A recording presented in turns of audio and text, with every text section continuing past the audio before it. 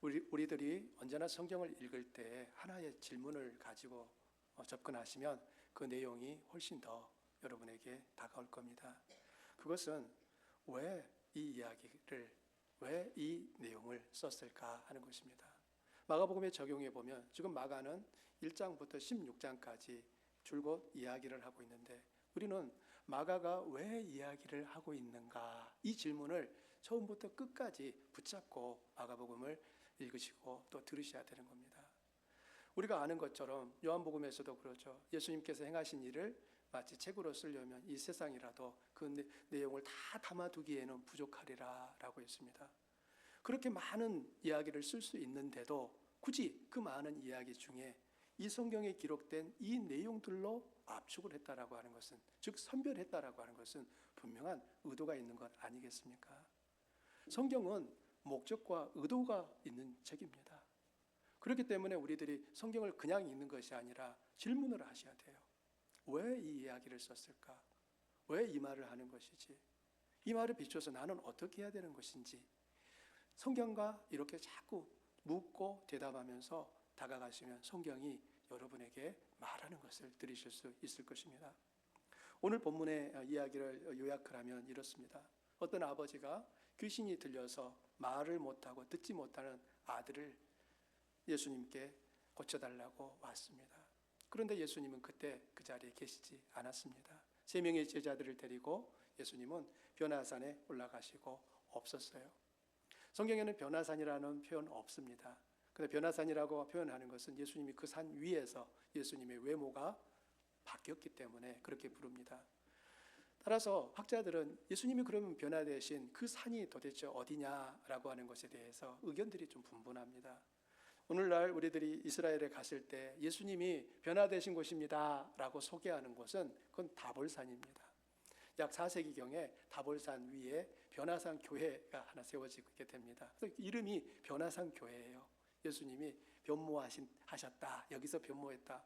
이게 하나의 전통이 되어가지고 지금도 예수님은 다볼산에서 변화되었다라고들 많은 성도들이 생각을 합니다. 그렇지만 지리적인 배경, 또 성경이 묘사하고 있는 그 산의 특성들을 고려하게 되면 다볼산보다는 헐몬산이 더 맞습니다. 왜냐하면 헐몬산은 예수님이 가이사랴 빌립보에 가셨을 때에 변화되셨거든요. 근데 그 헐몬산은 가이사랴 빌립보하고 아주 가까워요. 그리고 높은 산이라고 하는 이러한 성경의 증언들은 헐몬산이지 다볼산이라고 보기에는 어렵습니다. 어쨌거나 성경에서 그 산이 다볼산인지 헐몬산인지 말을 하지 않고 있고, 단지 예수님이 산에 올라가셔서 변화되셨다 이렇게 말을 하고 있어서 우리는 쉽게 변화산에 올라가셨다 이런 표현을 쓰는 것입니다. 예수님이 그 자리에 아니 계시자 아이를 데려온 아버지는 어떻게 했습니까? 남아있는 9명의 제자들에게 부탁합니다. 내 아이를 좀 고쳐주시오. 제자들은 사실 예수님이 파송을 받아서 다른 마을에 갔을 때 그들이 기도하면은 귀신이 떠나갔었습니다. 그렇기 때문에 제자들은 지금 이 상황 속에서도 이 일을 할 수 있을 거라고 자신했던 거죠. 하지만 결과는 귀신을 쫓아내지 못했습니다. 여러분, 이게 이런 망신도 없죠. 그러자 이제 서기관들과 제자들 사이에 논쟁이 벌어진 거예요. 도대체 예수의 이름으로 귀신이 안 나갔지 않느냐부터 시작해가지고 도대체 예수님이 하나님 아들이 이게 맞냐 이제 의심이 차고, 그 장면을 많은 사람들이 지켜보고 있습니다. 그때 예수님이 산에서 내려오신 거예요. 아마 누군가가 예수님이다 소리쳤겠지요. 그러자 사람들이 예수님께로 달려갔습니다. 여러분, 9명의 제자들도 예수님께 갔겠지요.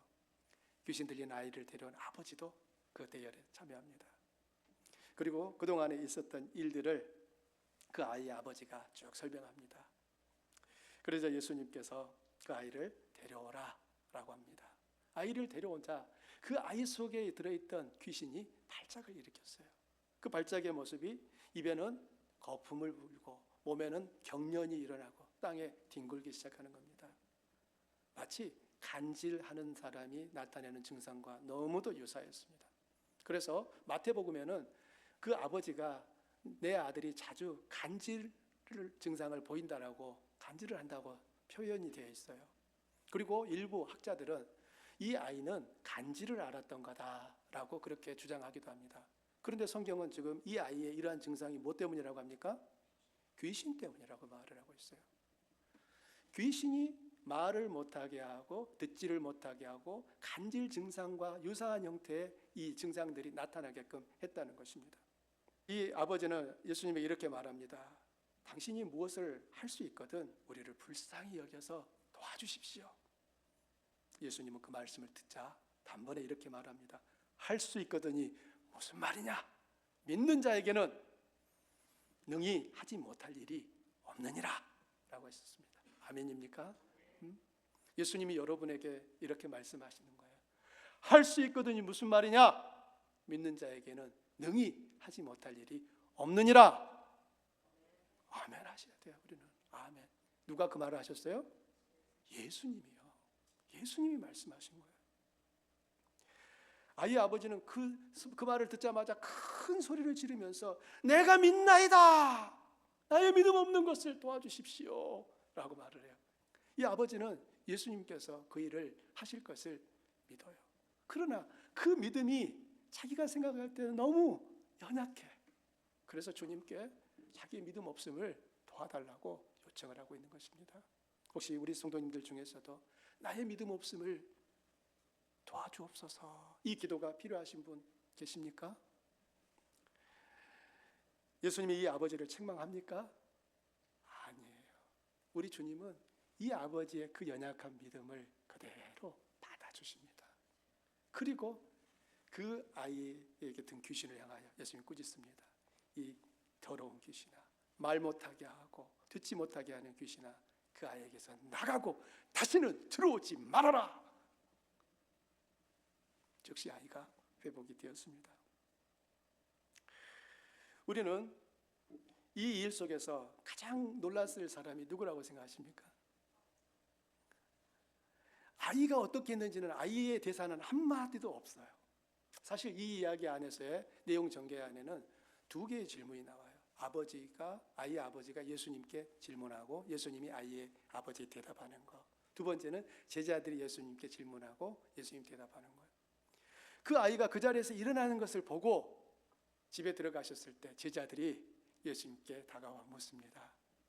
주여, 왜 우리는 그 귀신을 쫓아내지 못했습니까? 묻죠.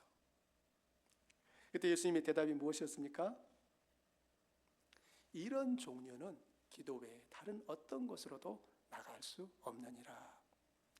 오늘 이 아이에게 역사하고 있는 이 귀신의 하는 일들을 보게 되면 우리가 여러 만화나 영화나 또 게임이나 뭐 미디어를 통하여 들었던 또 옛날 얘기를 통하여 들었던 누군가로부터 들었던 이야기들이 귀신의 정체를 온전히 알지 못하고 있다는 것들을 알 수 있습니다.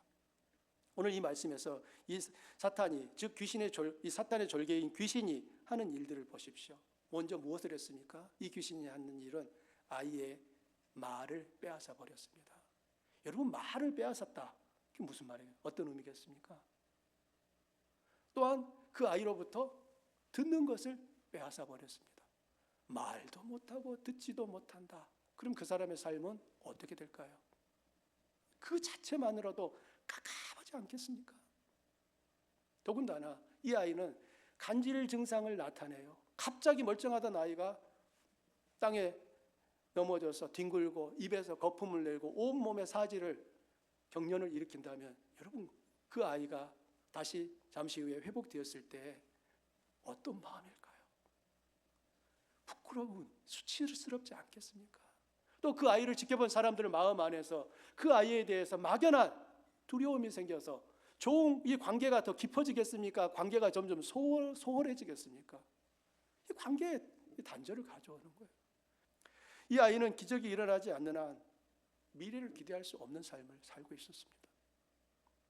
심지어 사탄은 이 아이를 통해 그 아이의 가족들마저도 지금 억압하고 있는 거예요. 모두가 이 아이로 인하여서 가족들의 마음은 상처입니다. 그런데 이렇게 강력해 보이는 귀신의 공격이 예수 그리스도의 권능보다는 크지 않다는 것입니다. 여기에 우리가 놓일 길이 있는 거예요. 예수님이 제자들의 질문에 대하여 우리는 왜 능히 그 귀신을 쫓아내지 못했습니까? 라고 할 때 기도 외에 다른 곳으로는 이런 종류가 나갈 수 없다. 이 한마디 말씀 제자들은 기억해야 될 말이고 우리 역시 기억해야 되는 말입니다. 우리가 귀신이 실제한다는 사실을 여러분 아셔야 돼요. 하지만 그 실제하는 귀신이 예수 그리스도의 그 권능 앞에, 이름 앞에서는 아무런 힘을 쓰지 못한다는 사실을 여러분 기억하시기를 바랍니다. 두 개의 질문에 대해서 저희가 좀 더 살펴보려고 합니다. 아이의 아버지가 만일 할 수 있거든 이라고 물었어요. 그때 예수님이 이 아버지에게 요구하신 게 무엇입니까? 믿음이에요. 할 수 있거든이 무슨 말이냐? 믿는 자에게는 능히 하지 못할 일이 없다. 그 아버지에게 예수님이 요구하신 것은 믿음입니다. 여기서 이 예수님이 하신 말씀은 우리가 긍정적으로 생각하기만 하면 우리가 원하는 그 일들이 자동적으로 얻을 수 있다라는 뜻은 아닙니다. 지금 예수님께서 말씀하고 계신 것은 믿음을 말씀하고 있는 거예요. 우리가 믿으면 얻을 수 있다는 거예요. 그럼 여기서 믿음을 말할 때는 항상 믿음은 내 믿음이 아니라 내가 믿는 대상, 믿음의 대상이 있어야 됨을 의미하는 것입니다. 우리에게는 너무나 크고 불가능해 보이는 그 일이 하나님께는 너무나 작은 일이라는 것을 믿으십니까? 기적이 일어나는 유무는 우리의 믿음의 양에 달려 있는 게 아니라 우리가 믿는 그 믿음의 대상의 질에 있는 거예요. 많은 사람들은 자기 확신을 믿음이라고 생각합니다. 성경이 말하는 믿음은 대상에 대한 바른 지식을 반드시 필요로 합니다. 그 대상이 누군지 알지 못하면서 믿는다면 그 믿음은 잘못된 믿음이고요. 대상이 누구인지 알지 못하면서 더 열심을 낸다면 그건 위험한 거예요. 그렇기 때문에 우리들이 믿음은 들으면서 시작된다라고 하는 이 성경의 증언을 곰곰이 생각해 보셔야 됩니다. 여러분, 믿음이 들을 때, 즉 하나님의 말씀을 들을 때 생겨난다는 게 무슨 말입니까? 믿음은 그 대상, 믿음의 대상이신 하나님에 대한 바른 이해와 지식을 필요로 한다는 거예요.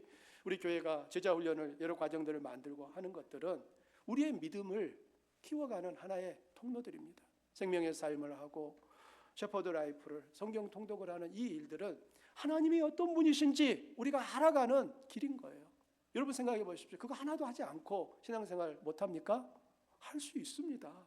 안 해도 할 수 있어요. 매주일 예배 오셔서 예배 드리고 여러분 기도하실 수 있습니다. 그러나 왜 그것들을 합니까? 하지 않을 때보다 그 과정을 우리가 함께 이루어갈 때 우리는 하나님에 대하여 더 온전하고 바른 지식을 가질 수 있게 되는 것이고 그 지식의 근거에서 우리는 하나님을 바르게 믿을 수 있게 되는 거예요. 두 번째는 제자들이 예수님께 질문했죠. 왜 우리는 귀신을 쫓아내지 못했습니까? 당황스러웠을 거예요. 정말 예수님께서 오시자마자 한 번에 쫓아내는 것을 보며 놀랐죠. 예수님의 대답이 무엇이었어요? 기도 외에는 다른 것으로 안 된다였습니다. 그래서 많은 분들이 이 말씀을 보면서 기도를 많이 하면 된다는 말이구나로 이해를 하시는 거예요. 그래서 지금보다 더 기도를 많이 하면은 귀신을 쫓아낼 수 있을 거다라고 생각합니다. 그럼 여러분께 여쭤볼게요. 얼마나 더 하면 귀신을 쫓아낼 수 있을까요? 하루에 1시간, 2시간, 3시간, 5시간, 7시간 기도하면 귀신 쫓아낼 수 있을까요? 여기는 오해가 있습니다. 기도를 많이 하면 귀신을 쫓아낼 수 있다는 말이 아니에요. 기도 외에는 다른 것으로는 이런 종류가 나갈 수 없느니라는 기도를 많이 하라는 게 아니라 이 일은 하나님만이 하실 수 있는 일이라는 것을 의미하는 것입니다. 우리 성경에는 한글 성경에는 빠져 있는 게 하나 있어요. 그게 뭐냐면 금식이에요. 우리 성경에는 기도 외에는 이라고 되어 있지만 여러분 원어와 또 영어 성경에는 상당수의 번역본들이 기도와 금식 외에는 이렇게 쓰여 있습니다. 금식이 포함되어 있단 말이에요. 그럼 보십시오.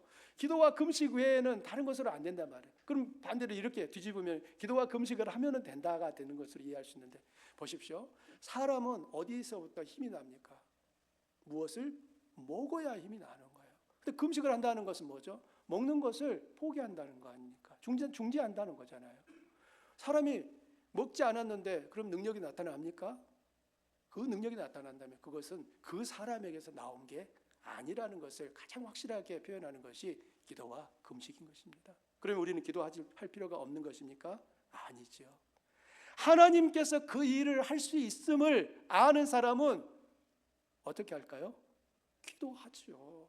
하나님, 이 일을 이루어 주십시오 라고 기도하는 거예요. 그렇기 때문에 우리는 기도하면서 내가 그 일을 할 수 있다가 아니라 이 일은 하나님이 하실 수 있습니다를 온전히 내 마음속에 인정하고 그 사실을 신뢰하는 거예요. 그게 예수님께서 말씀하시는 믿음인 거예요. 단순히 귀신을 쫓아낼 때만이 아니라 우리가 살아가면서 믿는 자에게는 능히 하지 못할 일이 없다는 것은 하나님께서 하심을 철저하게 신뢰하고 그 일을 향하여 나아가는 사람은 그 일이 이루어지는 것을 볼 수 있다는 약속인 것입니다.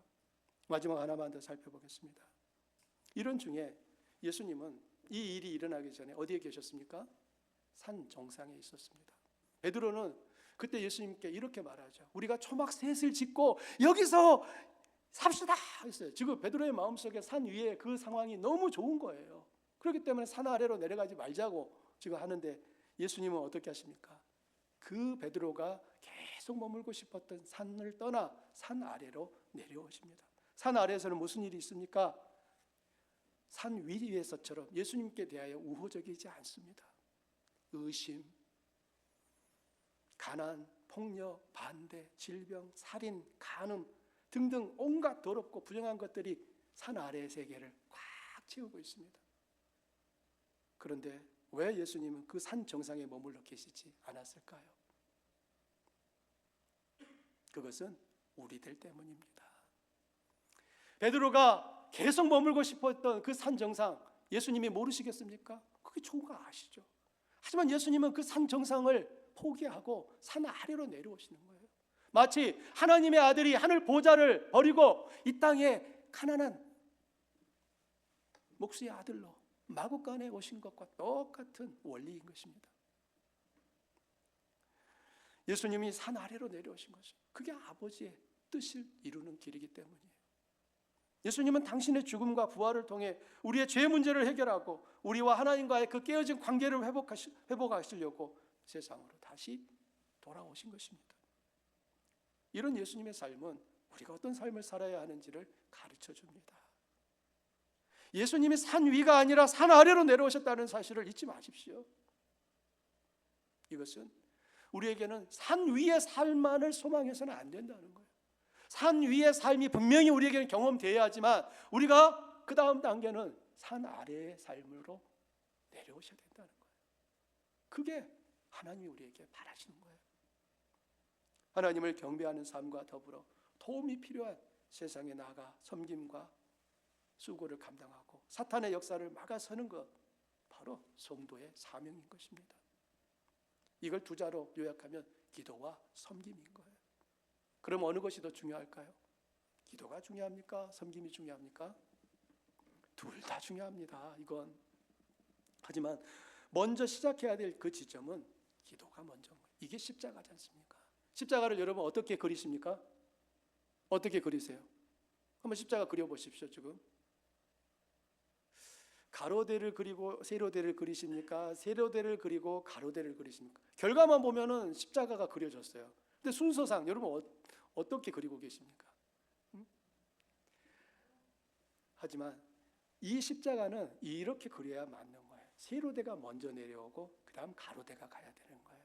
하나님과 나와의 관계가 회복되고 나와 이웃과의 관계가 그 다음 회복되는 거예요. 내가 하나님을 섬기는 것이 먼저이고 그 다음 내가 이웃을 섬기는 것이 가능해지는 거예요. 이걸 다른 말로 표현하게 되면은 복음과 떡입니다. 우리의 삶 속에 있어서 가장 중요한 게 무엇이겠습니까? 우리의 관심이 어디에 있는가를 보십시오. 하나님을 영화롭게 하고 영원토록 그분으로 인해 기뻐하는 것보다 하나님을 목적 달성의 수단으로 사용하는데 우리의 비극이 있습니다. 여러분 왜 예수님 믿으십니까? 왜 예수님 믿으십니까? 예수님 여러분의 필요를, 여러분의 어려움을 해결해 주시는 분이기 때문에 믿으십니까? 그렇죠. 예수님 그거 하시죠. 그렇지만 만일 그거 예수님이 안 해주시면 어떻게 하실 거예요? 만일 우리가 예수님을 믿는 이유와 목적이 나의 어려움과 필요를 해결하기 위한 그 수단으로서만 생각한다면 우리는 하나님이 그 일을 하시지 않을 때 하나님 앞에 계속 머물러 있을 수 있을까요? 우리는 하나님 그분으로 인하여 즐거워하는 법을 모르기 때문에 하나님이 주시는 어떤 것으로 인하여 만족하려고 하는 것입니다.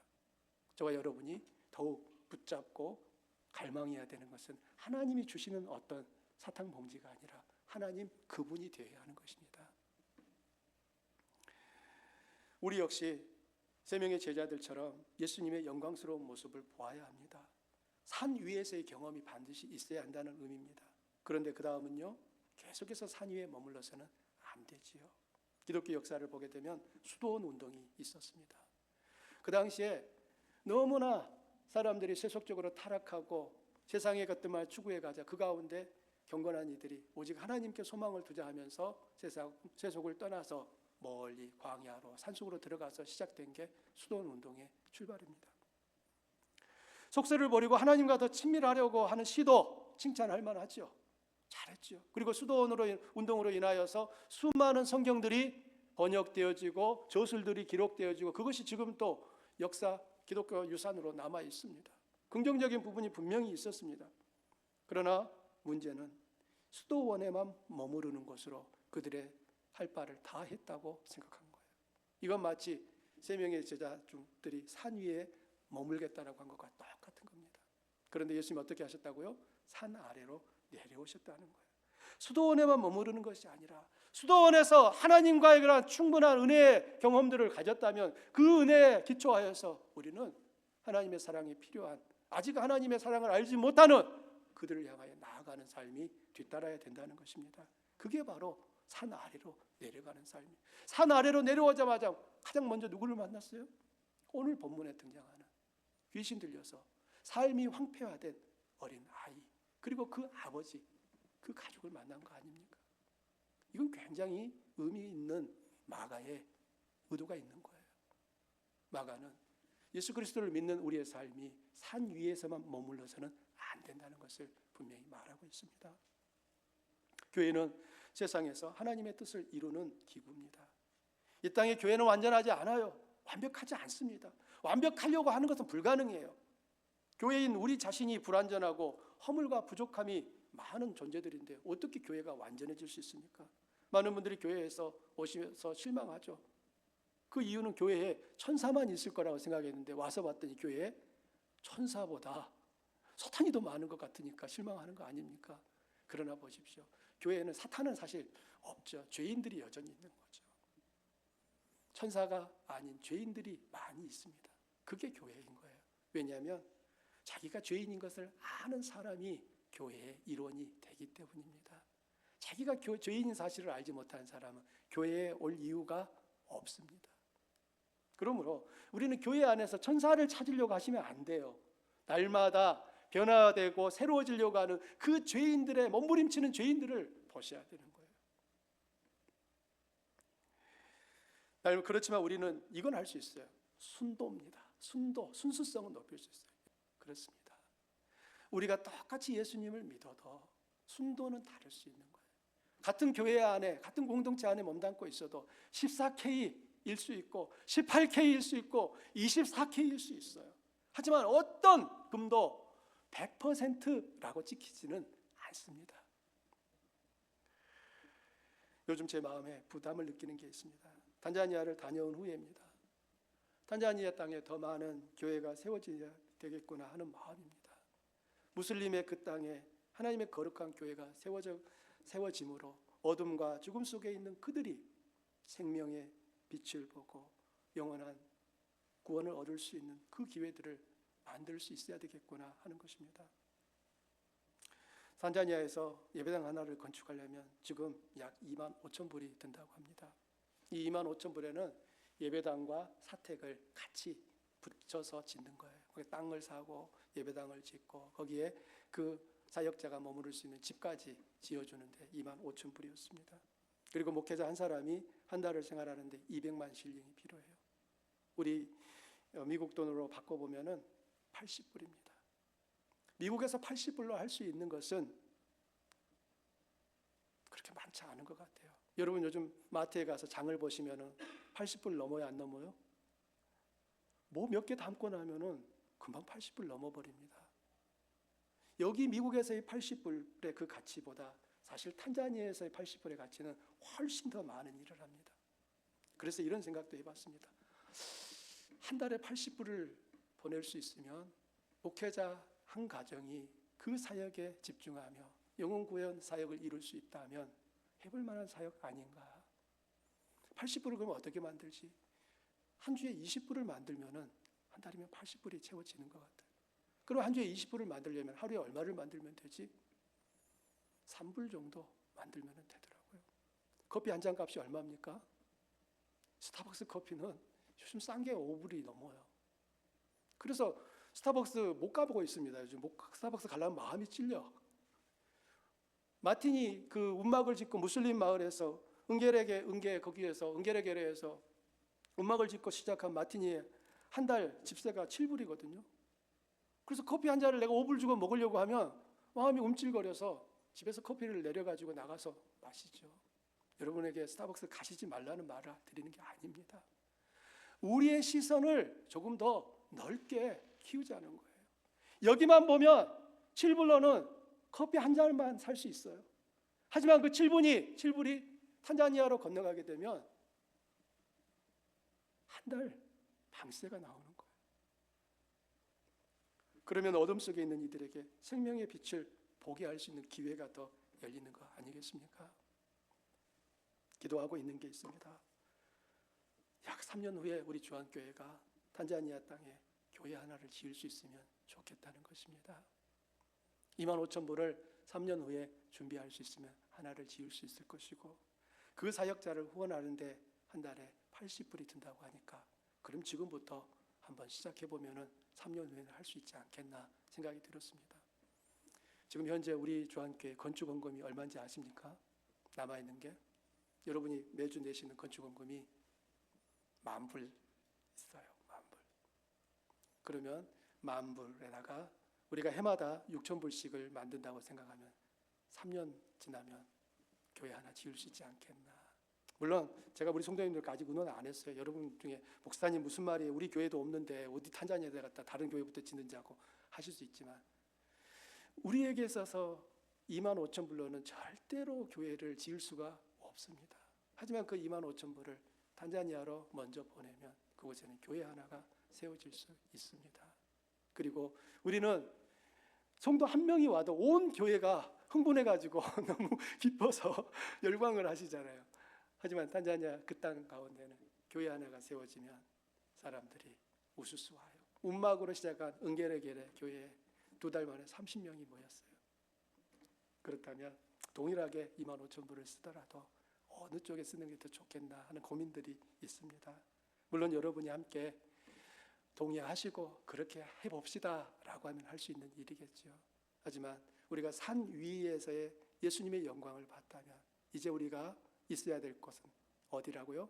산 아래라는 사실들을 기억하며 내게 주신 그 하나님의 은혜가 나를 통하여 또 다른 은혜가 필요한 이들에게 흘러갈 수 있는 통로가 되면 좋겠습니다. 제가 아내에게 이런 말을 했습니다. 여보, 우리가 만일에 우리 죽을 때 유산이 좀 남아있으면, 현재로서는 남길 유산이 없어요. 그렇지만 만일에 유산이 좀 남는다면 우리 50%는 교회에 헌금을 드립시다. 그리고 50%로 두 아들로 나눠주고 가면 좋지 않겠나 했는데, 뭐 그렇게 하자고 얘기는 했어요. 얼마를 남길 수 있을지는 모르겠습니다. 우리 성도님들께 여러분도 한번 생각해 보십시오. 여러분이 유산을 다 100% 자녀에게만 주시려고 생각하신다면 한 번 정도 생각을 다시 해보십시오.